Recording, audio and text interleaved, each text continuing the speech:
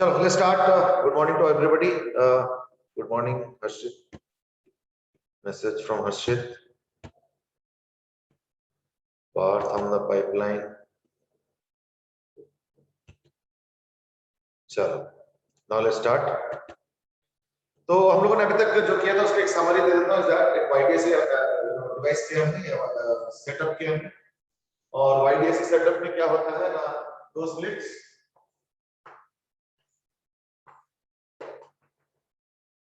और अगर एक कॉमन सोर्स रखा जाए, इन दैट केस एक पैटर्न बनता है ना. पैटर्न का फॉर्मूला भी दिया था मैंने दोस्तों, बट पैटर्न एक ड्रॉ भी कर देता हूं, तो लगभग ये पैटर्न ठीक है. तो ब्राइट 1, ब्राइट 2, ब्राइट 3 इस तरीके से. तो D n वो क्या होगा, n into lambda d by d. सो कई बार n into फ्रिंज विड्थ भी बोला है ना. और जो dn होगा that is equal to n minus half lambda d by d is equal to n minus half to omega, है ना.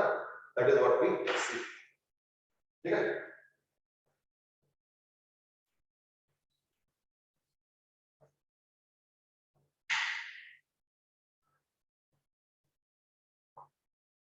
So that was a quick summary of what we have done already. ठीक है ना. अच्छा, अब इसके बाद हम देखेंगे कि और क्या चेंजेस आते हैं. तो जैसे चेंज नंबर 1, समझ में क्या करता हूं, यहाँ पे ये जो डिवाइस हमने बनाया,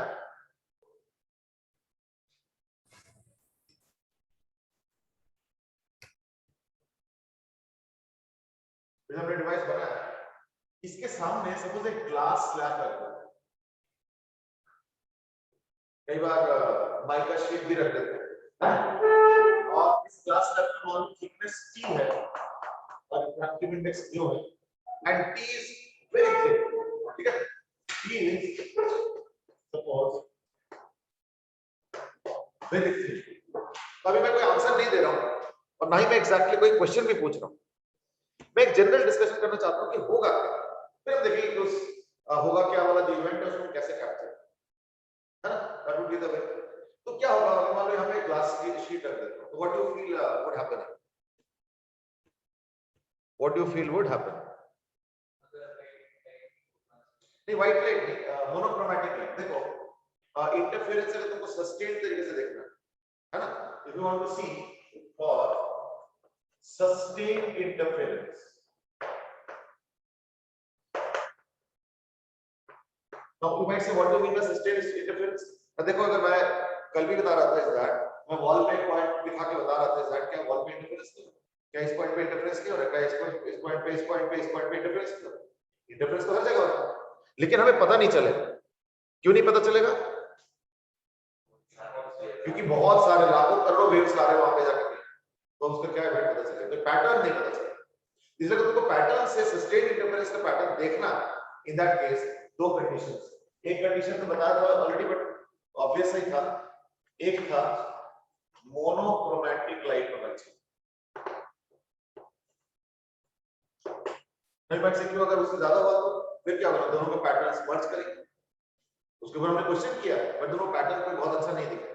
तो दो मर्ज में पैटर्न्स, तो मतलब कहीं पे किसी का ब्राइट तो किसी का डार्क, तो कहीं किसी का बीच का इंटेंसिटी वगैरह, so it would be a good pattern to really observe some distinct, है ना.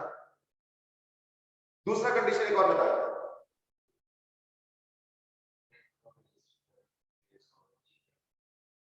कम मतलब जैसे इसके तो 2 ही जनरल लेते हैं, पहले 3-4 भी हो सकता है, बट 2 ही लेते हैं.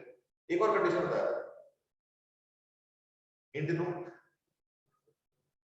सी से स्टार्ट होता है, कोहेरेंट सोर्स. यानी क्या, सेकंड है कि कोहेरेंट सोर्स होना चाहिए.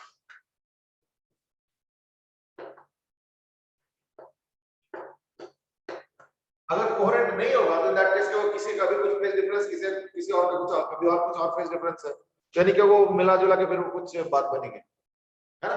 तो कोहेरेंट सोर्स अगर होगा, then we can see a sustained pattern. तो देखो सस्टेन्ड इंटरफेरेंस के लिए ये दोनों चीजें मौजूद होना चाहिए. चलो ठीक है, सो दैट्स लाइक डिस्कशन और रिवीजन हो गया एक तरीके से. अभी बताओ कि अगर मैं यहाँ पे ग्लास शीट इंट्रोड्यूस करता हूँ तो क्या एक्सपेक्ट करते हो. यस ऑनलाइन में तुम लोग भी आंसर कर सकते हो बेटे।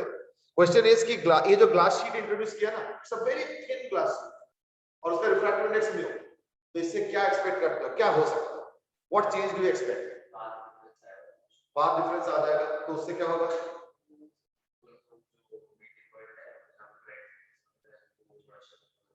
Now what he is saying is that it's a good opinion is that कि क्योंकि ये ग्लास शीट है, इसके रिफ्रैक्टिव इंडेक्स भी है, तो देखो कुछ पाथ डिफरेंस उससे क्रिएट हो। यानी अभी तक हम लोग पाथ डिफरेंस कैसे कैलकुलेट कर रहे थे? ज्योमेट्री से। कैसे ना, इसका छोटा पाथ है, इसका लंबा पाथ है, या इसका लंबा पाथ है और इससे छोटा पाथ है, तो हम पाथ डिफरेंस देख रहे हैं। अब क्या होगा, इस ग्लास शीट की वजह से भी एक एडिशनल पाथ डिफरेंस क्रिएट, ठीक है ना? अच्छा, तो क्यों क्रिएट होगा? अच्छा, वैसे कि कोई इफेक्ट ही नहीं होगा। अच्छा चलो, मैं एक और स्पेसिफिक क्वेश्चन पूछता हूँ। हाँ, से वो फर्क। अच्छा, मैं स्पेसिफिक क्वेश्चन पूछ रहा हूँ, क्या फ्रिंज विड्थ में कोई चेंज आएगा? फ्रिंज विड्थ, तो what you are saying is that path difference create होगा, तो ये शायद शिफ्ट विड्थ कुछ होगा, बट फ्रिंज विड्थ का क्या होगा? चेंज होगा नहीं? ओके, क्यों नहीं होगा बताओ? क्योंकि अगर वो जो पार्ट जो आएगा तो उसको मल्टीपली जो भी आएगा मल्टीपल तो उसके लिए। अच्छा चलो ठीक है, while the glasses while the rays या while the waves light waves are passing through glass, उसमें क्या होता है? क्या होता है? वेव में कोई चेंज आता है? वेव में कोई चेंज आता है? तो चेंज तो आना ही है, क्यों? क्योंकि रिफ्रैक्टिव इंडेक्स का मतलब क्या होता है? वेलोसिटी का ratio, speed of light in vacuum by speed of light in medium. तो रिफ्रैक्टिव इंडेक्स 1 तो है नहीं, म्यू है, यानी speed of light in this medium will decrease. क्यों? क्योंकि ऐसे कोई मटेरियल नहीं है जिसका म्यू लेस देन 1, तो म्यू सारा ग्रेटर देन 1 है ना? So therefore speed of light in this medium will decrease, यानी it will be less than 300 to 1। अभी बताओ, जब एक लाइट वेव एयर से या किसी भी मीडियम से दूसरे मीडियम में जाता है, ऐसे कौन सा पैरामीटर जो फिक्स्ड है? फ्रीक्वेंसी। लेकिन स्पीड तो कम हो रहा है, तो क्या चीज कम हुआ? वेवलेंथ कम हुआ। तो वेवलेंथ अगर कम हो जाता है, यानी समझो एक चीज कि सपोज ये एयर है और यहां पे ऐसे वेवलेंथ होगी, तो ये इसका ज्योमेट्रिकल डिस्टेंस क्या है ना? It is the geometrical distance of air equivalent 3 lambda lambda lambda lambda. तो अगर एयर है तो इसका ज्योमेट्रिकल पाथ क्या होगा? 3 लैम्डा। लेकिन कोई और मीडियम में इतने में 3 लैम्डा आ जाएगा। बताओ जरा क्यों? क्योंकि वेवलेंथ हर मीडियम में एयर के रिस्पेक्ट में या वैक्यूम के रिस्पेक्ट में कम होगा। यानी समझो, इसका मतलब क्या हुआ कि इसके 3 lambda actually is of geometrically lesser length. तो ध्यान से सुनना, ये लैंग्वेज इंपॉर्टेंट। इस मीडियम में, ये मीडियम की बात चल रही है, मीडियम और एयर में अगर कंपेयर करता हूं तो एयर में क्या होता है? ज्योमेट्रिकल लेंथ और ऑप्टिकल लेंथ बराबर माना। तो ऑप्टिकल लेंथ क्या? 3 लैम्डा, ज्योमेट्रिकल लेंथ भी 3 लैम्डा। यहां पे ऑप्टिकल लेंथ 3 लैम्डा, लेकिन ज्योमेट्रिकल लेंथ कम है। यानी इसका मतलब समझो, इसका मतलब ये कि अगर मैं ज्योमेट्रिकल लेंथ इसको 3 लैम्डा दिया होता, ऑप्टिकल लेंथ का एयर इक्विवेलेंट ऑप्टिकल लेंथ के बराबर, यानी ज्यादा नंबर ऑफ वेव्स है ना? तो ये बड़ा इंपॉर्टेंट है, यानी ज्यादा नंबर ऑफ वेव्स आ रहा है। ये देखो ऐसे करके जो भी आएगा, आई डोंट नो कितना आएगा, बट जो भी आएगा। अब एक और हिसाब समझो जरा, अगर मान लो यहां पे कुछ एक लैम्डा टाइम्स या कुछ भी पाथ लेंथ होता है, लेट्स से एल, तो यहां अच्छा मान लो यहां पे कुछ 25 वेव्स फिट हो और इसका रिफ्रैक्टिव इंडेक्स म्यू है, तो बता सकते हो कितना वेव्स फिट होंगे इसमें? तो समझो, सपोज इसके अंदर 25 वेव्स फिट हो गए एयर में, ये एयर है, एयर के एक सर्टेन डिस्टेंस पे लेट्स से 25 वेव्स फिट हो गए, तो जो मीडियम है जिसका रिफ्रैक्टिव इंडेक्स म्यू है, उसके अंदर कितने वेव्स फिट हो जाएंगे? तो लॉजिक लगाओ ना, लैम्डा 1/म्यू टाइम्स हो गया, ज्योमेट्रिकली उतना ही कर लो, तो 1/म्यू करो तो ऊपर म्यू चला जाएगा, यानी म्यू टाइम्स, है ना? यानी अब एक बड़ा मेजर कंक्लूजन पे हम पहुंचेंगे। मेजर कंक्लूजन क्या है कि अगर मान लो, ओके सक्षम ने आस्क कि ये ज्योमेट्रिकल और ऑप्टिकल लेंथ वाला फिर से बता दो। देखो सक्षम, एयर में या वैक्यूम में ज्योमेट्रिकल लेंथ और ऑप्टिकल लेंथ बराबर होता है, ठीक है ना? क्यों? क्योंकि अगर ये 3 लैम्डा है तो हम दोनों को 3 लैम्डा ही मान रहे हैं, तो ज्योमेट्रिकली भी 3 लैम्डा, ऑप्टिकली भी 3 लैम्डा। अगर मान लो एयर वाला लैम्डा, ये दो एयर वाला लैम्डा के बराबर में एक यहां पे अगर एक स्पेस लेता हूं तो 3 टाइम्स लैम्डा एयर के बराबर अगर मैं स्पेस लेता हूं तो देखना इसके अंदर 3 नहीं ज्यादा वेव्स फिट हो जाएंगे। That means it is creating an extra path. कितने फिट हो जाएंगे पैसे वैसे, यानी इसका जो ऑप्टिकल लेंथ होगा वो क्या होगा, मैं equal to mu times 3 times lambda है। ये 3 तो मैंने ऐसे रैंडमली ले लिया, 3 लैम्डा तो ऐसे रैंडमली ले लिया, कल को 25 होगा, कल को 20 होगा, कल को 18 होगा, कल को 19.5 होगा, कुछ भी हो सकता है। यानी basically n times lambda air का वेव कि नंबर ऑफ वेव्स का n मान n का भी फ्रैक्शनल होता है, 3.5 वेव भी हो सकता है, 3.25 वेव भी हो सकता है, वो कोई दिक्कत नहीं। ठीक है, तो n टाइम्स लैम्डा एयर होगा, ये क्या होगा mu into n times lambda. क्यों? क्योंकि इसका लैम्डा छोटा हो जाता है, यानी उतने ही लेंथ पे अब ज्यादा नंबर ऑफ वेव्स फिट हो गए। इसको हम लोग कैसे एक्सप्रेस करते हैं, इसको हम लोग ये बोलते हैं कि अगर एयर का लेंथ अगर n होता है ऑप्टिकल, तो मीडियम का ऑप्टिकल लेंथ क्या होगा ना म्यू टाइम्स l। यानी अभी बहुत मेजर कंक्लूजन पे पहुंच रहे हैं, दैट इज इफ ज्योमेट्रिकल और ऑप्टिकल के एयर में दोनों को सेम माना जाता है, optical length is equal to l, then the corresponding optical length for any medium with refractive index mu क्या हो जाएगा,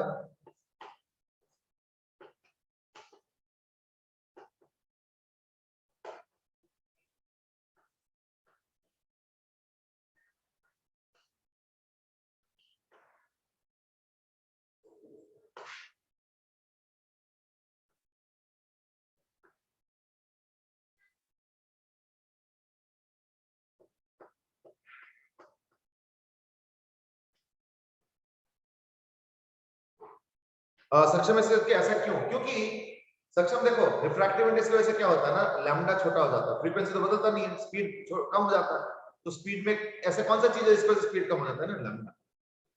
यानी इतने लेंथ पे अगर मान लो लैम्डा कम हो जाए तो ऑब्वियसली नंबर ऑफ वेव्स ज्यादा हो जाएंगे, कितने म्यू टाइम्स। तो देयरफॉर अगर कहीं पे अगर एल लेंथ होता है एयर में और अगर उसको रिप्लेस कर दो बाय सम मीडियम उतने लेंथ के बराबर, ज्योमेट्रिकली उतने लेंथ के बराबर मीडियम से रिप्लेस कर दो, यानी उसके अंदर क्या होगा mu number of times of waves fit हो जाएंगे। जितने नंबर ऑफ वेव्स यहां पे फिट हो रहा है 5 10 15 3.5 है ना 18.5 पौने कुछ भी ले लो है ना एनीथिंग पौने 24 कुछ भी ले लो, तो ऐसे केस में क्या होगा ना यहाँ पे नंबर ऑफ वेव्स कितने हो जाएंगे म्यू टाइम्स। इसी को हम लोग बोल रहे हैं कि इसका जो ऑप्टिकल लेंथ होगा ऑप्टिकल लेंथ इक्विवेलेंट वो म्यू टाइम्स होगा। क्यों? क्योंकि लैम्डा घट जाए। और याद रखना एक एक लैम्डा पे 2 पाई फेज छुपा हो, तो इसका लैम्डा ज्यादा है, यानी वही 2 पाई के लिए इसको ज्यादा स्पेस चाहिए, लेकिन मीडियम में क्या कम स्पेस चाहिए। तो दोबारा दोनों का स्पेस सेम कर दो ज्योमेट्रिकली, यानी इसके नंबर ऑफ वेव्स कम होंगे और इसके number of waves mu times होंगे। तो यानी अगर मान लो दो रेस जा रहे, मान लो एक एयर से गया और एक मीडियम से गया, अब अगर इन दोनों को मिलाओगे तो अगर दोनों ही एयर से होता तो पाथ डिफरेंस 0 होता, पर अब क्या हो गया एक एयर से जिसका पाथ हो गया l और एक मीडियम से जिसका पाथ हो गया मान लो ज्योमेट्रिकल l है और रिफ्रैक्टिव इंडेक्स म्यू है, तो इफेक्टिवली उसका पाथ कितना हो गया म्यू टाइम्स है। तो यानी अगर सेम ज्योमेट्रिकल लेंथ के अगर दो मीडियम के क्रॉस में कंपेयर करता हूं एयर और कोई पर्टिकुलर मीडियम विद म्यू, एक पाथ डिफरेंस क्रिएट हो रहा है, वो भी कैसे ना एक्स्ट्रा पाथ मीडियम वाले में क्रिएट। तो देयरफॉर दिस थिंग, तो देयरफॉर अब इसको मैं और आगे कर रहा हूं, hence path difference created will be what mu l minus l then equal to mu minus 1 equal, ठीक है mu minus 1 into l। देखो अब हाँ दोबारा सेम हो जाएगा, दोबारा सेम हो जाएगा, बिल्कुल सही बात है। जैसे ही एक मीडियम पे एंटर करेंगे तो इसका लैम्डा छोटा हो जाएगा, फिर जैसे बाहर आएंगे तो वापस लैम्डा आ जाएगा। इसलिए मैंने क्वेश्चन पूछा था क्या फ्रिंज विड्थ में कोई चेंज आएगा, द आंसर इज नो, क्योंकि फ्रिंज विड्थ क्या है lambda capital D small D, capital D small D तो हमने छेड़ा नहीं, टच तो नहीं किया। हां लैम्डा जरूर चेंज हुआ और लैम्डा का जो चेंज था वो टेंपरेरी था, सिर्फ मीडियम में जब एंटर किया था तो लैम्डा चेंज हो गया, फिर जब मीडियम से बाहर आया फिर वापस वही लैम्डा, यानी fringe width is the same तो जो फ्रिंज विड्थ है that is equal to that will remain the same, है ना? That in this case remain same, क्योंकि जहां पे इंटरफेरेंस हो रहा है वहां पे जो लैम्डा है वहां के हिसाब से फ्रिंज विड्थ बनेगा, वहां पे लैम्डा थोड़ी होगा, लैम्डा तो वापस उसी मीडियम पे आ चुके हैं एयर में, यानी फ्रिंज विड्थ सेम रहेगा। चलो ठीक है, यानी अब हम देख रहे हैं कि एक पाथ डिफरेंस क्रिएट हुआ, that's number 1। Number 2 is fringe width same होगा। एक नंबर 3 बड़ा इंपॉर्टेंट क्वेश्चन इज दैट क्या इस बार सेंट्रल राइट फ्रिंज सेंटर पे होगा? क्या इस बार सेंट्रल राइट फ्रिंज यहां पे होगा? क्या इस बार सेंट्रल राइट फ्रिंज यहां पे होगा? यस, ऑनलाइन वाले बच्चे भी आंसर करो। सेंट्रल राइट फ्रिंज क्या अभी भी यहां पे होगा या शिफ्ट होगा? बताओ। ओके, आंसर कि नहीं होगा। ओके, आंसर अगर तुमको लगता है नहीं होगा तो फिर बताओ कि कहां पे जाएगा सेंट्रल राइट फ्रिंज? ऊपर जाएगा या तो नीचे जाएगा? तो कहां जाएगा?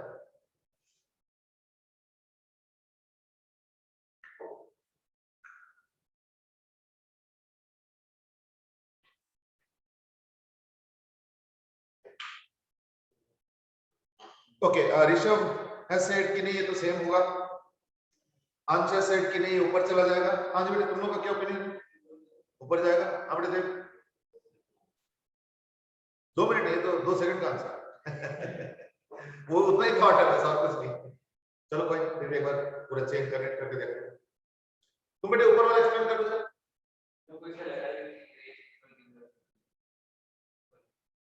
ये क्या तो ठीक से लॉजिक लगाओ। अंश, लॉजिक क्या है ऊपर जाने का? क्योंकि सिर्फ अंश ने बताया। चलो कोई नहीं, तब तक अंश तुम अगर टाइप करके बताना चाहते हो, नहीं तो अगर अंश ओरली बताना चाहते तो ओरली बता सकते हो। हाँ देर तुम अपना बताओ, नीचे क्यों बोल? क्योंकि वो जो क्लास डायलॉग से जो शिफ्ट होगा, जैसे रिलेट क्लास में कैसे आएंगे। ना वो तो बहुत ही वो है ना, वो तो स्ट्रेट ही जा रहा है। मैंने पहले बोला कि ये बहुत ही एग्जैगरेटेड डायग्राम, ये मत सोचो कि रेज नीचे आ रहा है, रेज लगभग पैरेलल जा रहा है, क्योंकि small D is like half a millimetre. अब हमने ड्रॉ कर दिया इसको ऑलमोस्ट 10 सेंटीमीटर, और ये होता है 4 मीटर 3 मीटर, और हमने ड्रॉ किया 20 सेंटीमीटर। तो this are extremely exaggerated diagram. Change का भी बात नहीं, ऊपर और नीचे कमिट करो तो वही तो सवाल है। अच्छा चलो ठीक है, anyway Anshu has given an explanation, that is okay, what Anshu is saying is that कि इस वाले स्लिट से डिस्टेंस कम होने चाहिए और नीचे वाले से ज्यादा होना चाहिए, ठीक है ना? वैसे आंसर सही है, बट फिर भी एक बार लॉजिक को जरा कंट्रोल अपने दिमाग में देखो। ये रिफ्रैक्टिव इंडेक्स म्यू वाला है, यानी यहाँ पे एक्स्ट्रा पाथ हो गया, है ना? थोड़ा समझो। अब सपोज तुम यहाँ पे एक पॉइंट ले लो, यहाँ पे और यहाँ पे, ये बताओ क्या ये दोनों पाथ अब सेम माना जाएगा? आंसर इज दैट ये पाथ ज्योमेट्रिकली भले ही सेम हो पर ऑप्टिकली सेम नहीं है। क्यों? क्योंकि यहाँ पे एयर वाले लैम्डा पूरा चल रहा है, यहाँ पे बीच में लैम्डा सिकुड़ गया, यानी क्या कह सकते हो, बता सकते हो कि ऊपर वाले या नीचे वाले पाथ में से किसमें लैम्डा ज्यादा होगा? मतलब किसमें नंबर ऑफ लैम्डा यानी वेव ज्यादा होगा? ऊपर वाले में। क्यों? क्योंकि ज्योमेट्रिकली तो बराबर है, पर ये जो पोर्शन है ना ग्लास वाला, यहाँ पे लैम्डा थोड़ी देर के लिए कम हो गया था, यानी उतने स्पेस में, क्योंकि देखो यहाँ सब बराबर है, पर उतने स्पेस में एयर का जो नंबर ऑफ वेव्स फिट हुए, यहाँ पे नंबर ऑफ वेव्स ज्यादा फिट हुए, यानी ऊपर वाला पाथ और नीचे वाला पाथ ज्योमेट्रिकली बराबर है, लेकिन ऑप्टिकली नंबर ऑफ वेव्स ऊपर वाले पाथ में ज्यादा है ना? ओके, सक्षम has also given the same explanation. Extra travel के इक्विवेलेंट लेंथ एयर में देखे तो नीचे वाली को ज्यादा ट्रैवल करना पड़ेगा x = 0 के लिए, ठीक है? आई थिंक वो द लॉजिक सर है, राइट?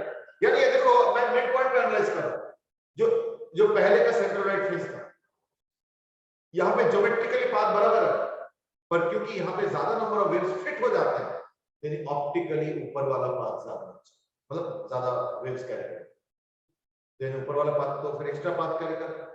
अब उसको कहीं ना कहीं न्यूट्रलाइज करना, तो मैं काम करता हूं, मैं यहां चला जाता हूं, यहाँ पे क्या होगा, यहाँ पे ये वाला पाथ छोटा है, ये वाला पाथ बड़ा है, तो ज्योमेट्रिकली ये वाला पाथ, इस पॉइंट पे देखो तो ज्योमेट्रिकली ऊपर वाला पाथ छोटा हो गया, नीचे वाला बड़ा हो गया, लेकिन ये तो थोड़ा खुलेगा, क्यों? क्योंकि इस पे तो नंबर ऑफ वेव्स ज्यादा फिट हो जाता है, तो कोई ना कोई ऐसा पॉइंट तो मिलेगा ना जहां पे इसके ज्यादा नंबर ऑफ वेव्स और ये वाला लंबा पाथ है वो कहीं ना कहीं कंपेंसेट होगा। तो यानी सेंट्रल राइट फ्रिंज वहां शिफ्ट होगा जिस साइड ग्लास स्लैब उधर। हाँ, अगर तुम दोनों जगह ग्लास स्लैब रखोगे फिर देखना पड़ेगा कि कौन से ग्लास स्लैब का ज्यादा ताकत है, इन द सेंस कि किसका ऑप्टिकल पाथ ज्यादा। ये टी और म्यू है, तो टी और म्यू मतलब समझ ना, तो टी भी मैटर करेगा, म्यू भी मैटर करेगा, क्योंकि जो ज्योमेट्रिकल एक्स्ट्रा पाथ होता है that is equal to mu minus 1 into l. तो इस केस में ज्योमेट्रिकल एक्स्ट्रा पाथ कितना होगा, म्यू माइनस 1 इनटू टी। इस केस में एल की जगह मैं टी लिख सकता हूं, तो यहां पे एल लिखा है, यानी इसका जो एक्स्ट्रा पाथ है that is equal to mu minus 1 into t. तो उस extra mu minus 1 into t को कहीं ना कहीं न्यूट्रलाइज करना। अब एक चीज देखो, यहां पे अगर ये डिस्टेंस y है मान लो, ठीक है ना, तो एक काम करो, इसको लेके, इस प्रेमाइस को लेके सॉल्व करके फाइनली सेंट्रल राइट फ्रिंज का नया लोकेशन बता दो। बताओ जरा, you need to find out the new location of the central right fringe। चलो जल्दी करो। हाँ हाँ, ये पूरा ऑप्टिकल से चलता है, ज्योमेट्रिकल से। बट एयर है तो ज्योमेट्रिकल ऑप्टिकल बराबर होता है, इसलिए एयर में तो हम मैनेज कर रहे थे, but the moment there is some medium we are only considering optical.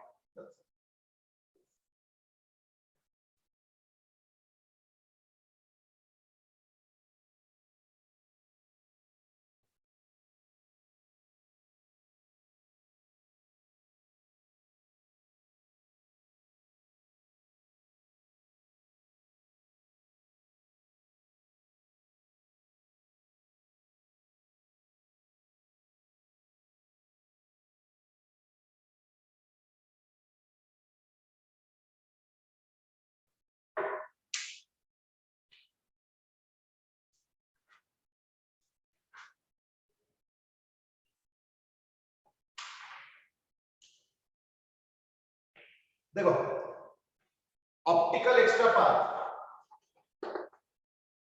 Eight P है ना, क्या होगा, the optical extra path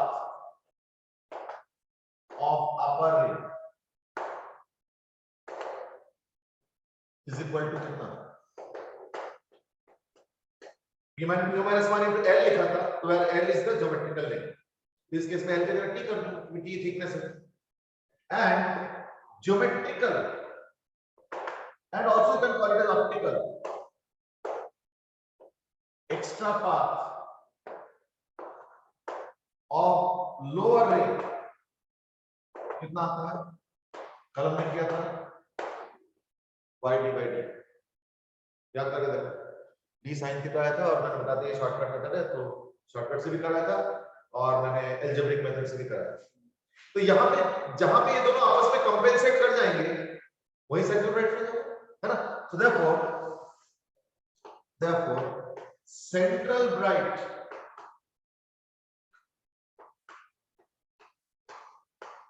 is at the point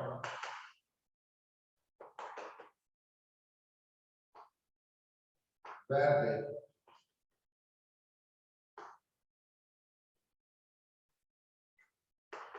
compensate। यानी अब मैं y ना लिख के इसको लिखूंगा y central है ना, यानी yc into small d by capital D should be equal to what, mu minus 1 into d, यानी सेंट्रल राइट फ्रिंज का शिफ्ट आ गया, ठीक है। तो therefore shift of central right is equal to upwards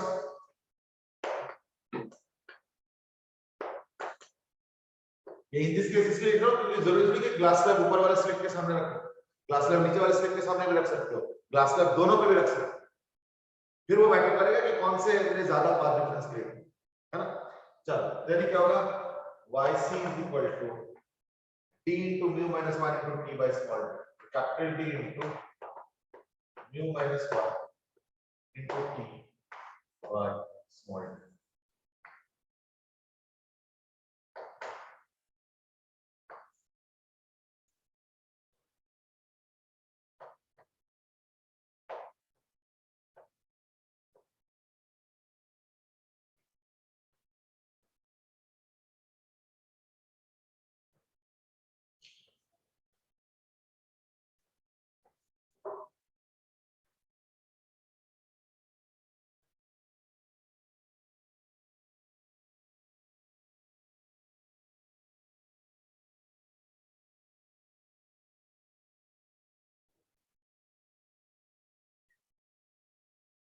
ठीक है?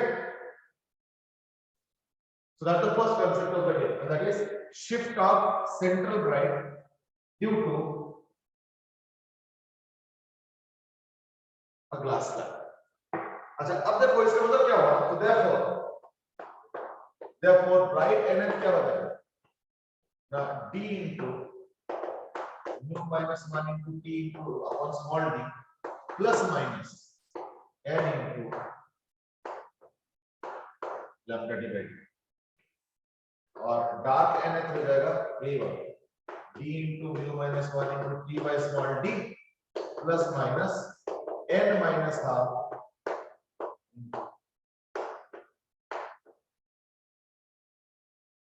क्या ये क्योंकि फ्रिज लिमिट में कोई चेंज नहीं आया, so the only change that has happened is the location of the center, बस और कुछ नहीं। जैसे मैं क्वेश्चन दे देता हूं, उससे आइडिया लग जाएगा।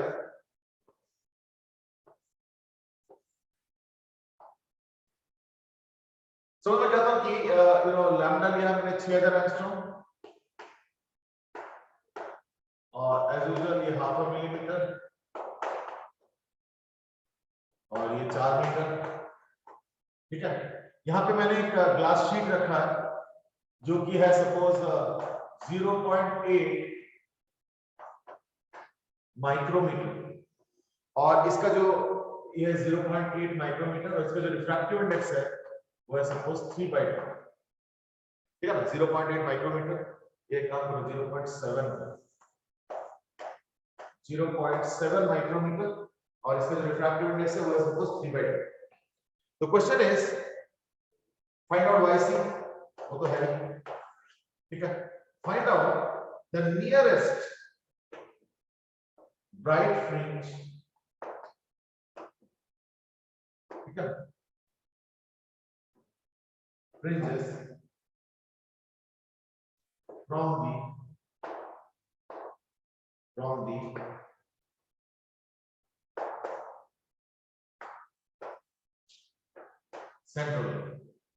सेंट्रल लाइन से। देखो मैंने सेंट्रल ब्राइट नहीं बोला, सेंट्रल ब्राइट तो पहला क्वेश्चन आज YC बताओ। Second is find out the nearest bright fringes from the central line. चलो go ahead.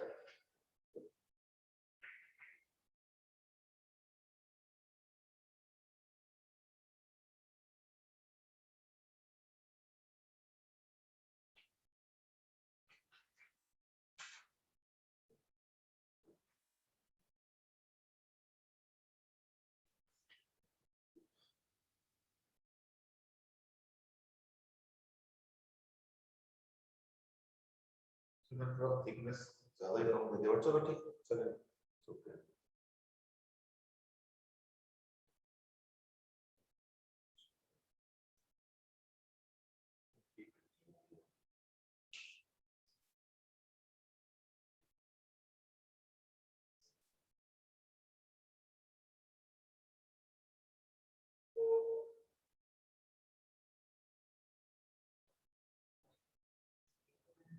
-6 micrometer is 10 to the -6। चलो go ahead, solve the question।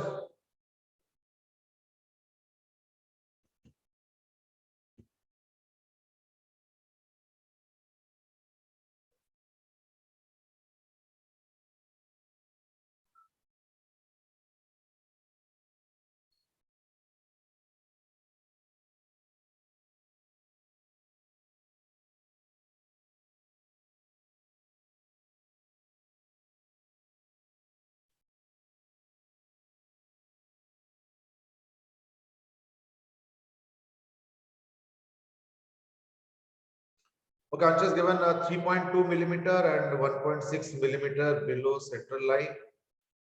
Rishabh has given कि Y central हो गया 2.8 millimeter।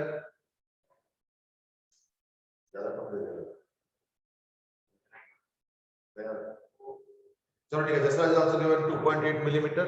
तो पहले तो Y central निकाल लेते हैं। ये formula is equal to 4 metre into 10 to the 3 करता तो आंसर मिलीमीटर में आ जाएगा, है ना।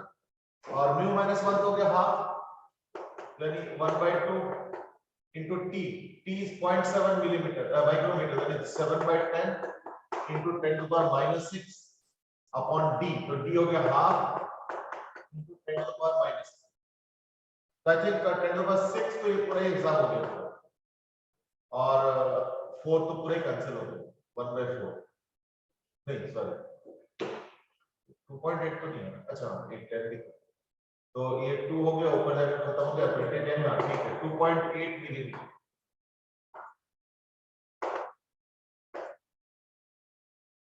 2.8 मिलीमीटर, ठीक है ना।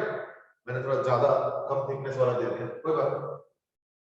और 2.8 मिलीमीटर का सेंट्रल राइट फ्रिंज शिफ्ट होता है और इसका फ्रिंज विड्थ कितना है ओमेगा,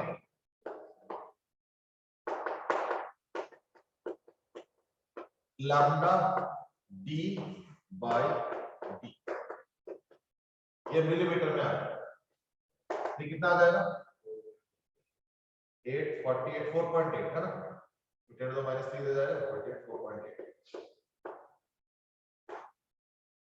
तो सेंट्रल लाइन से अगर देखा जाए तो सेंट्रल लाइन से कौन है ऊपर, ये सेंट्रल वाले ऊपर, ये 2.8 हो गया, ये वाई सेंट्रल है ना, और उसके नीचे 2 मिलीमीटर पे निकाल जाए, ये फ्रिंज विड्थ तो 4.8 है, तो वाई सेंट्रल का जो शिफ्ट हुआ है वो 2.8 आया, यानी एक ब्राइट फ्रिंज यहां पे आएगा उससे 4.8 नीचे, तो 4.8 नीचे का मतलब क्या होगा, ये 2 मिलीमीटर होगा, ये 2.8 मिलीमीटर, इससे एडजस्ट, ठीक है। और अच्छा एक चीज और कर लो, सपोज मैं कहता हूं 0.7 नहीं है, ये ना 11 माइक्रोमीटर, तो क्या चेंज हो जाएगा उससे, इस क्वेश्चन को दोबारा करो, इस बार 11 माइक्रोमीटर ले, 11 माइक्रोमीटर और रिफ्रैक्टिवनेस वही 3/2, कोई दिक्कत नहीं। तो यानी एक चीज तो ये पे आ जाएगा 4 की जगह मैं इसको 11 कर दूंगा, नहीं सॉरी ये 4 नहीं, ये वाला 7 की जगह 7/10 की जगह पूरा 11 हो गया, यानी ये चेंज हो जाएगा, है ना। तो अब कितना हो गया, ये हाफ हाफ कैंसिल हो जाएगा, तो 44 मिलीमीटर, यानी इस बार सेंट्रल राइट फ्रिंज अच्छा खासा शिफ्ट हो गया, कितना हो गया 44 मिलीमीटर शिफ्ट हो गया, और फ्रिंज विड्थ में तो कोई चेंज नहीं है, fringe width is not change, चलो go ahead.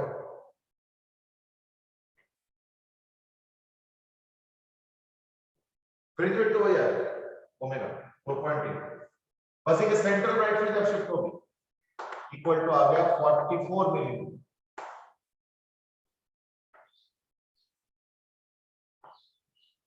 this is the shift of the central right fringe, yc is equal to 44 millimeter।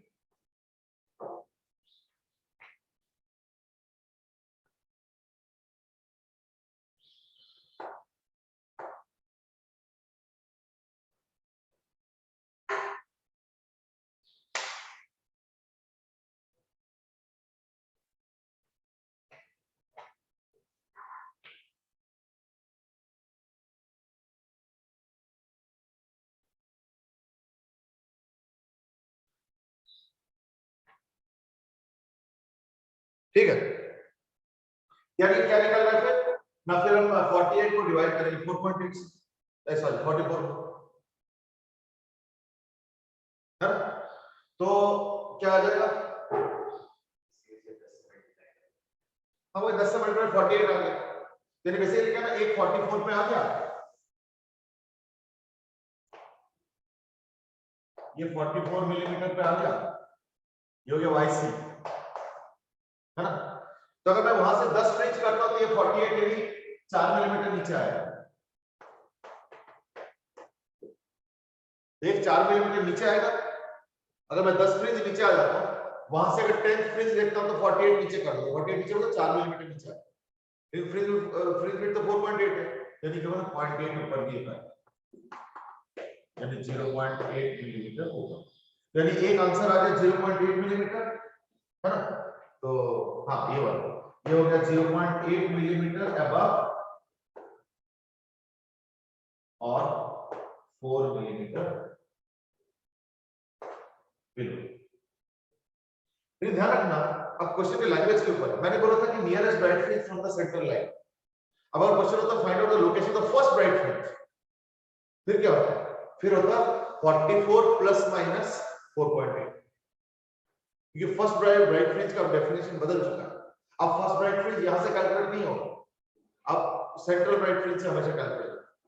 So therefore, if the third question is find out the location of first bright, तो इसका answer क्या होगा? 44 plus minus 4.8, या कोई भी nth bright चाहिए तो 44 plus minus 4.8 into n, है ना, मिलीमीटर। तो ये मोरलेस था एक एनालिसिस फॉर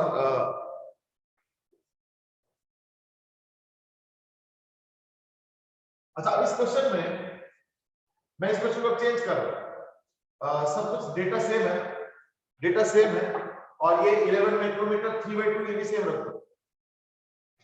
अब मैं यहां पे आ रहा हूं, यहां पे एक और ग्लास स्लैब है जो कि सपोज है 6 माइक्रोमीटर, ये 6 माइक्रोमीटर, ठीक है।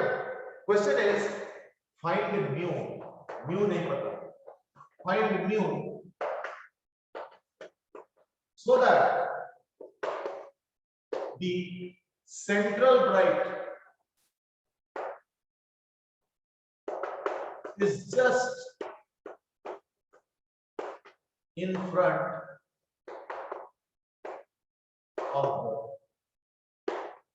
slit, so that slit के ठीक सामने सेंट्रल ब्राइट फ्रिंज होना चाहिए। बस इतना ही बताया गया कि find out mu of the lower glass slab जिसका थिकनेस दे रखा है 6 माइक्रोमीटर, कि सेंट्रल ब्राइट फ्रिंज स्लिट के ठीक सामने होना चाहिए। बाकी इंटरप्रेट होगा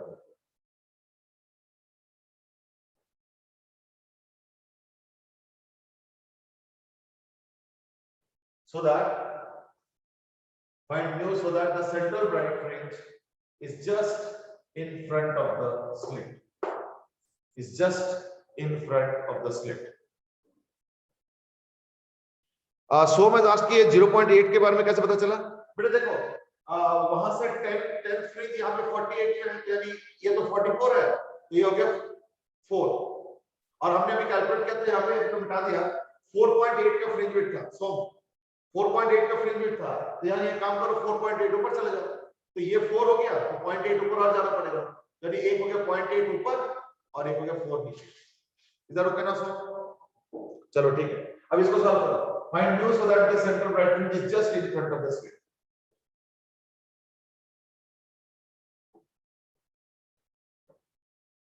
अपनी जरूरत नहीं है,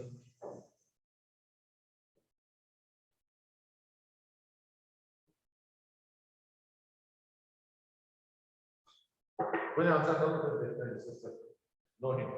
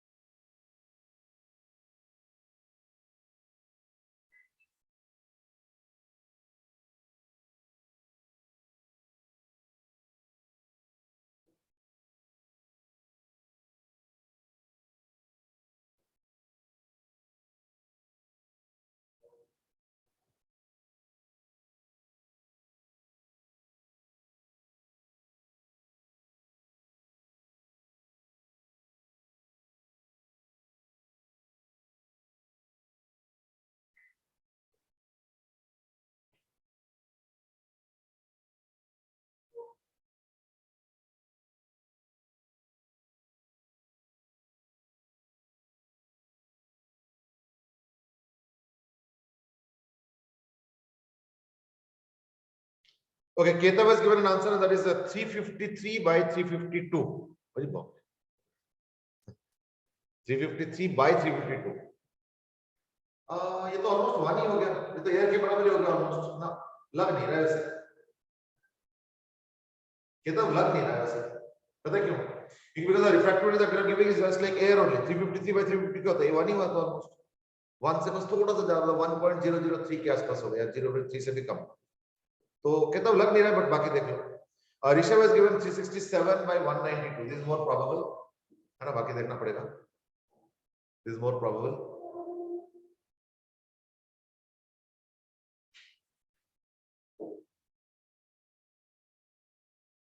This is more probable. ठीक है. Ansh has given 367 by 192 and 369 by 192. Okay देखो, पहले बात तो बिल्कुल अंश का एकदम सही है, इस दैट कि पहली बात इसमें दो आंसर्स हैं. क्यों? क्योंकि ये मेंशन तो नहीं है ना कौन सा स्लिट है ना, तो अगर मेंशन नहीं है तो यानी दो चीजों पे वर्कआउट करना पड़ेगा. एक तो ये कि इसका जो वाई साइड पे बने वो यहाँ पे बने, यानी 1/4 मिलीमीटर पे बने, क्योंकि दोनों के बीच स्लिट के बीच में गैप जो है 1.5 मिलीमीटर. ये तो 1/4 हो गया ना, ये भी 1/4 हो, ये भी 1/4 हो, तो एकदम अगर स्लिट के ठीक सामने अगर सेंटर राइट फ्रिंज को बनना है तो यानी 1/4 millimetre should be the centre right fringe location, और नहीं तो -1/4. समझ ना ये चीज. इसको वो कैसे करेंगे? देखो शिफ्ट का फार्मूला क्या था, d/t * μ - 1, है ना? ऐसे कुछ था ना, d/t * μ - 1.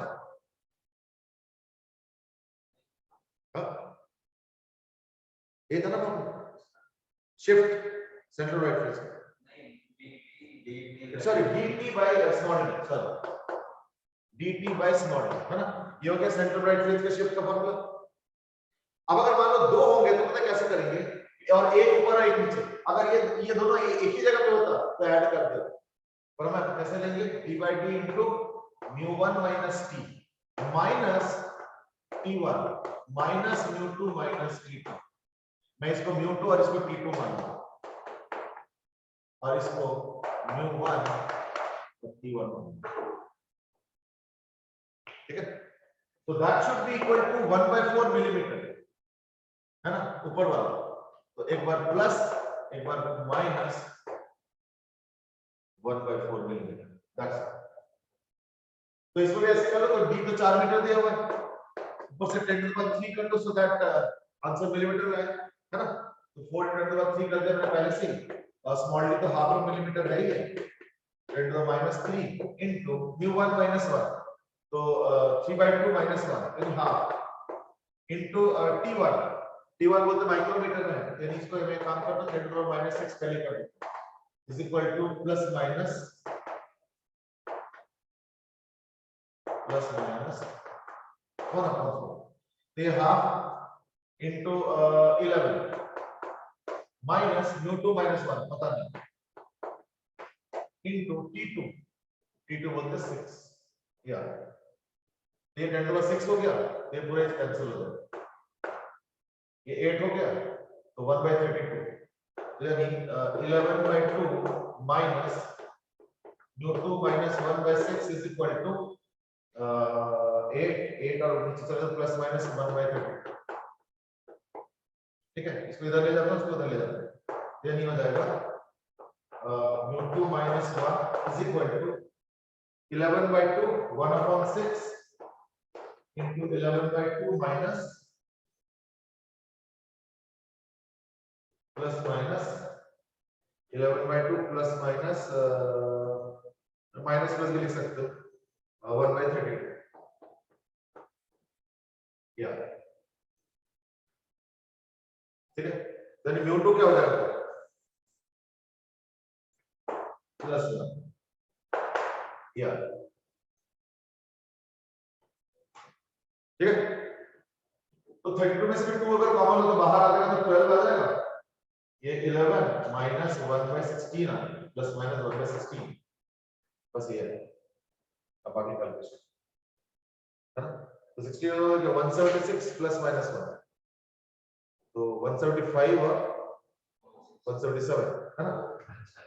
यानी हां 175 और 177 दो आंसर्स आ रहे हैं by 12 into 16 है ना प्लस 1, या तो 12 into 16 का मतलब हो गया 192 है ना. यानी बेसिकली क्या आ गया 192 plus 175 comma 177 by 190 बस ये तो कॉमा दिया सो दैट दोनों को इकट्ठी कर लें हम लोग। तो बाकी तो समझ में आ गया होगा, है ना? तो 7 6 हो गया 367 तुम्हारा क्या है 367 और 16 हाँ ठीक है एकदम सही। यानी equal to 367 comma 192 comma 369 comma 190 ये दो पॉसिबल रिफ्रैक्टिव इंडेक्स है जिससे कि सेंट्रल राइट फ्रिंज जो एकदम बिल्कुल स्लेट के ठीक सामने मौजूद है। इसके दो आंसर्स है, I hope you got it now. चलो आंसर ऋषभ ने भी अब करेक्ट आंसर दे दिया, एक आंसर दिया लेकिन ऋषभ तुमने, ठीक है ना? क्या तब अपना आंसर करेक्ट कर लो और ऋषभ तुम भी एक दूसरा आंसर भी निकालो, ठीक है? तो समझ गए वो एक्चुअली माइनस वाला में सॉल्व हो गया वो, इसलिए एक ही आंसर है, ठीक है? चलो ठीक है, so that was about YDSC when glass slab is given। मैं ऐसे जनरल क्वेश्चन पूछना चाहूंगा, लेट अस से मैं पूरे YDSC सेटअप को पानी में डाल दूं तो क्या होगा? ये क्वेश्चन नहीं, आप ये खत्म हो गया। एक जनरल क्वेश्चन, एक YDSC सेटअप बना है उसको पानी में डाल दिया तो क्या होगा? हाँ, पूरा सेटअप को पानी में डाल दिया, पानी में, केरोसिन में, कोई भी लिक्विड में, सोचो पूरे YDSC सेटअप को अगर मैं पानी में डाल दूंगा तो क्या इफेक्ट होगा? घट जाएगा।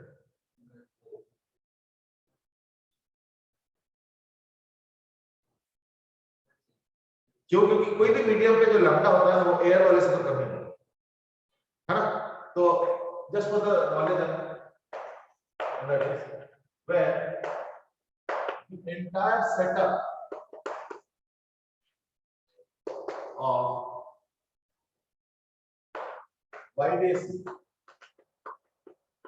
is put inside a liquid with refractive index mu, तो क्या होगा? Then the omega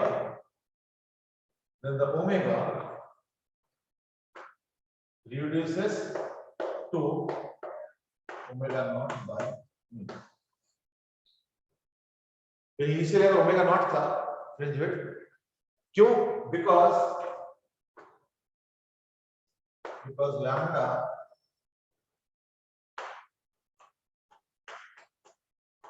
changes to lambda naught by mu।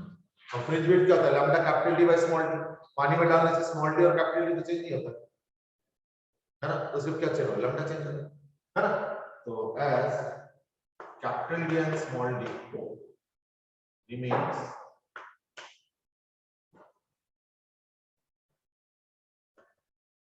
unchanged।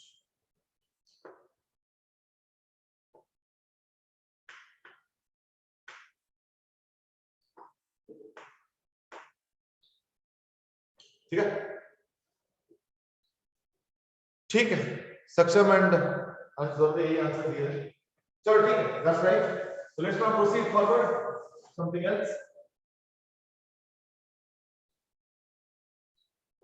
Okay, अब हम लोग करेंगे कुछ ऐसे डिवाइसेस या सेटअप्स जो कि YDSC को एग्जैक्टली नहीं है बट YDSC के साथ मैचिंग है, थोड़ा बहुत मैचिंग है।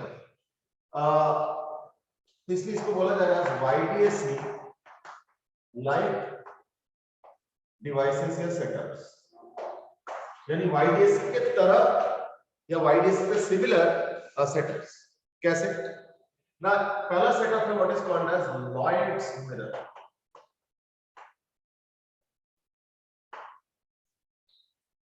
तीन चार है ऐसे सेटअप, मतलब ये इसको हम लोग बोलेंगे लॉयड्स मिरर, ठीक है? अब लॉयड मिरर क्या है? भाई यहाँ पे एक मिरर है और ये हो गया स्क्रीन, और इस मिरर से थोड़ा सा आगे मान लो यहाँ पे, और ये हो गया मिरर का लेवल, ठीक है? मिरर यहां से यहां तक है,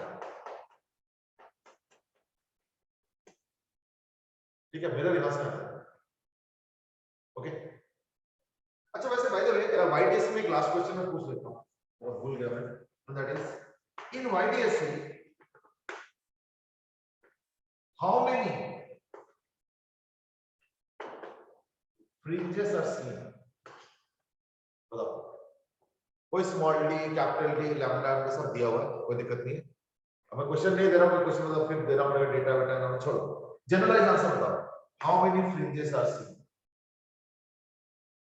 ये लॉयड्स में बस 2 मिनट बात करते हैं, पहले इसका आंसर दो। एक वाइडनेस सेटअप अगर कोई सा भी ले लो, जिसका लैम्डा हो गया wavelength of light which is being used for conducting the wideness experiment, small d slit width, capital D screen to slit distance, ऐसे केस में हमें कितने फ्रिंजेस देखने को मिलेंगे? How many fringes will you be able to सी?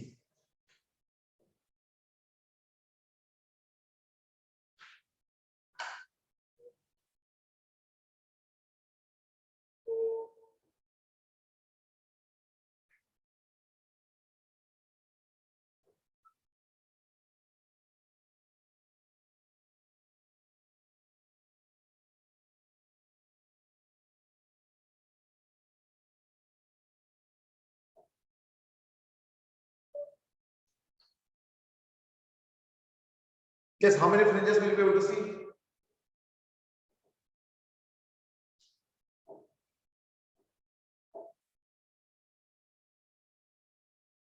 अंश says कि infinite ना, इनफाइनाइट नहीं होगा, फिर मैंने शायद सवाल नहीं पूछा होता, इनफाइनाइट नहीं होगा।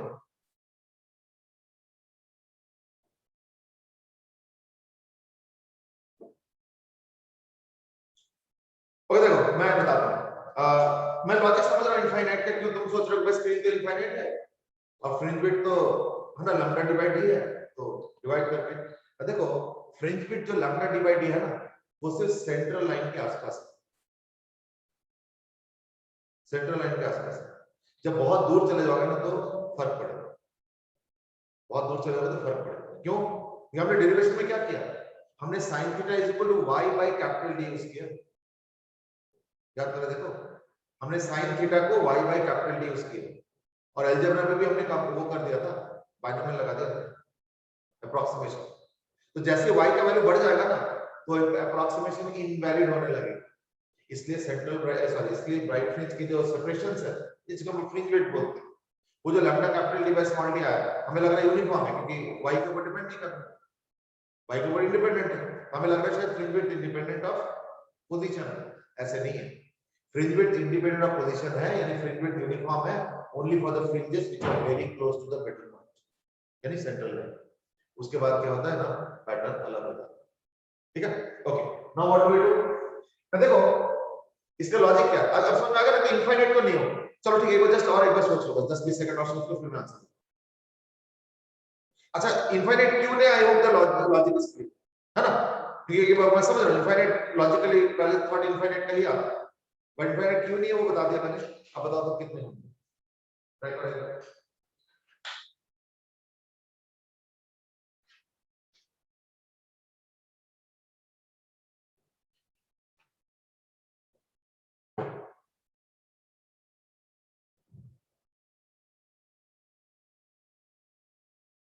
ओके देखो मैं इसको समझो, यहां पे अगर ये YDC है, यहां पे तो चलो पाथ डिफरेंस 0 आ रहा है, PD क्या होगा, पाथ डिफरेंस को शॉर्ट में लिखना PD 0, यहां पे PD क्या है लैम्डा, फिर यहां पे PD क्या है 2 लैम्डा, यहां पे कितना पाथ डिफरेंस है 3 लैम्डा, इस तरह से। तो शुरू के तो यूनिफॉर्म है, बाद में देखना जैसे मान लो 500 लैम्डा अगर यहां पे होगा तो 501 लैम्डा का चला यहां पे ऐसे होगा, ठीक है ना, देखना ऐसे होगा, मतलब जैसे ही 10 20 25 30 फ्रिंज तक निकल जाओगे ना उसके आगे बाद देखना फ्रिंज वेट का वैल्यू बढ़ता जाएगा। इनफैक्ट जरा सोचो इंफिनिटी पे कौन सा फ्रिंज नंबर आएगा, इंफिनिटी, इसके ऊपर हमने जो कल डिस्कशन किया था ना, याद है ना, वो दो सोर्स को लेके और वो सब, उस थॉट को यूज करो, इंफिनिटी पे कौन सा फ्रिंज नंबर आएगा, इंफिनिटी पे कौन सा फ्रिंज नंबर आएगा,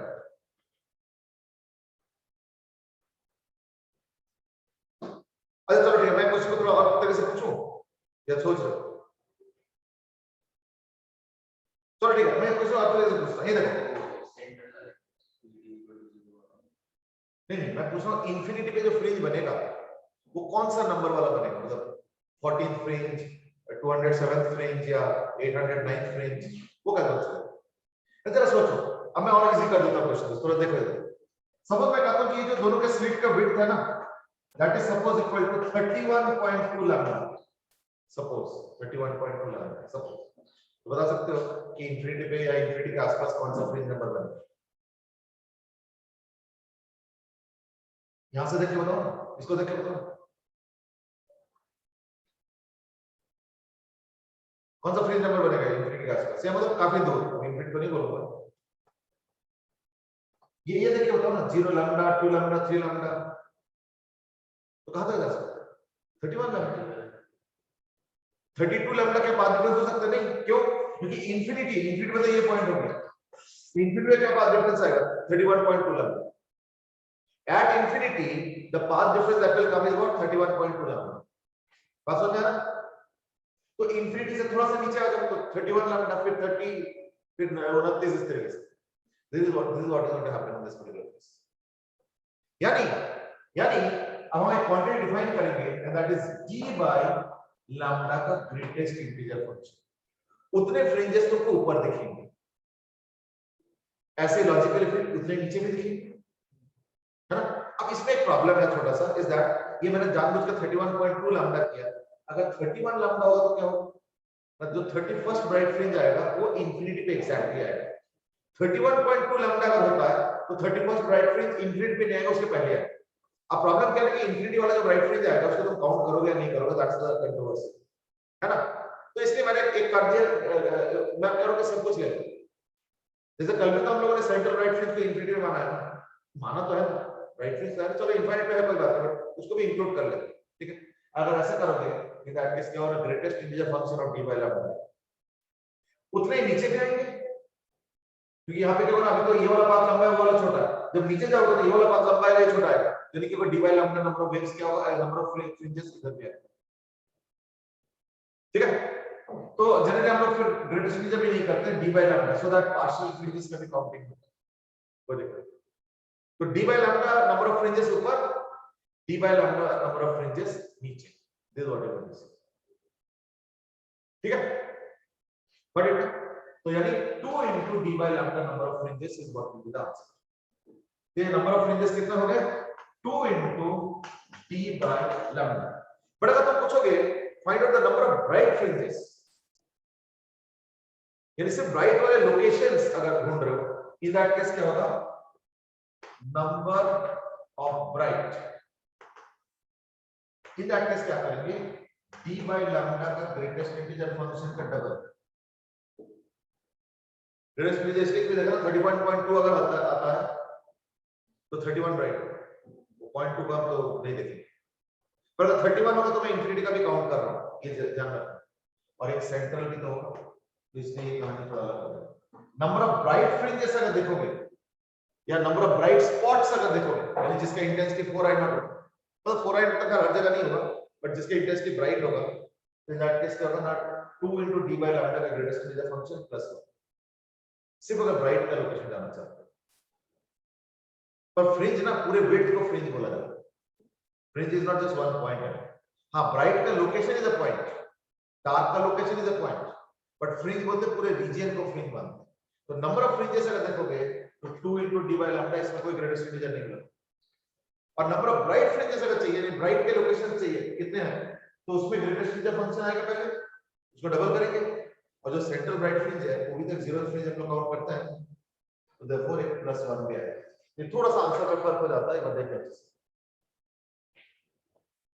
आंसर सेट की 31.2 लैम्डा, अच्छा वो इनफाइनाइट वाले का तुमने जो पाथ डिफरेंस बताया, हाँ तो मैं भी उसी के हिसाब से बता रहा हूं, अगर 31.2 लैम्डा अगर वहां पे पाथ डिफरेंस होता है तो ये नंबर ऑफ फ्रिंजेस में 31.2 होता है, दैट्स इट, है ना? क्योंकि एक एक फ्रिंज को तो मैं वैसे मान रहा हूं, तो therefore number of bright fringes कितना आएगा? 2 into d by lambda plus 1, that's how we are going to take the answer.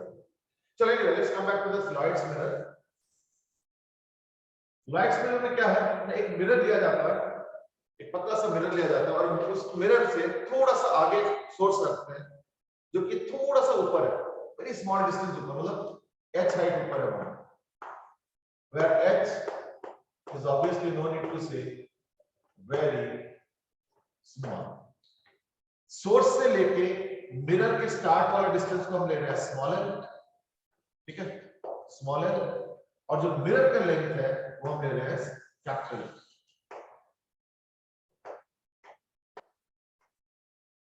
And no need to say this is obviously the screen. Before I give any question particularly, let's have just a quick general discussion कि इसमें और उसमें, यानी जो YDS अभी तक हम लोगों ने किया, क्या सिमिलैरिटी शायद तुम डिटेक्ट कर पा रहे हो और क्या डिसिमिलैरिटी है। और पहली बात तो क्या YDS जैसे है भी है, या इसका पूरा मैथमेटिक्स में दोबारा करना पड़ेगा। तो व्हाट डू यू, तुमको बताना है कि YDS के साथ इसका क्या सिमिलैरिटी है और डिसिमिलैरिटी, क्या YDS के साथ मिलता भी है नहीं। पॉइंट सोर्स है, हां जी, ये पॉइंट सोर्स है, this is the point source of light. क्या ये YDS जैसे बिहेव करेगा भी? देख के तो पूरे अलग अलग है। हाँ, कैसे?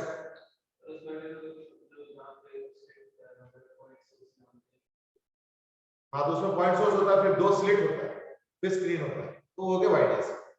तो उसके कॉरेस्पॉन्डिंग यहाँ पे क्या है जिसके वजह से आप YDS की तरह ट्रीट कर सकते हैं शायद।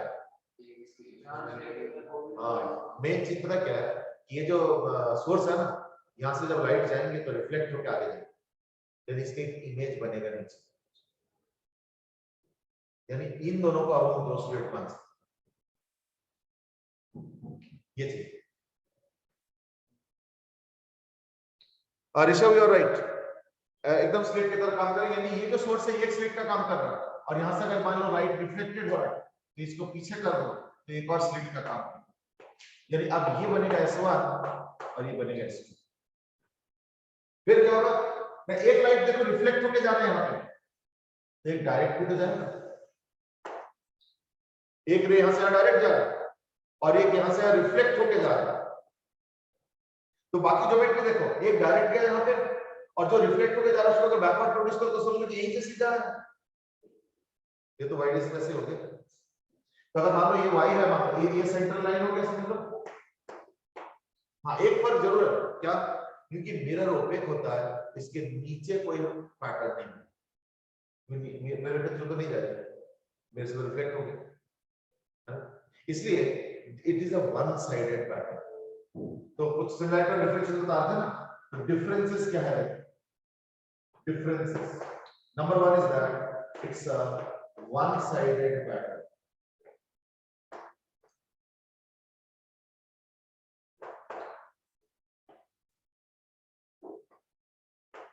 मतलब क्या हुआ कि पैटर्न सिर्फ ऊपर है, there is no pattern below the mirror, है ना, no pattern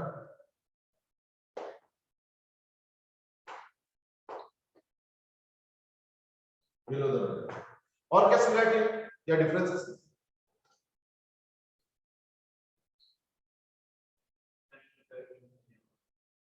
central bright fringe होगा या नहीं? देखो सेंट्रल ब्राइट फ्रिंज वो मिड पॉइंट की तरह मत सोचो, सेंट्रल ब्राइट फ्रिंज का मतलब होता है जहां पे पाथ डिफरेंस हो। सेंट्रल ब्राइट फ्रिंज होगा या नहीं होगा? तुम लोगों को क्या लगता है बेटे, सेंट्रल ब्राइट फ्रिंज होगा या नहीं होगा? क्या लगता है बताओ, वो क्या लगता है?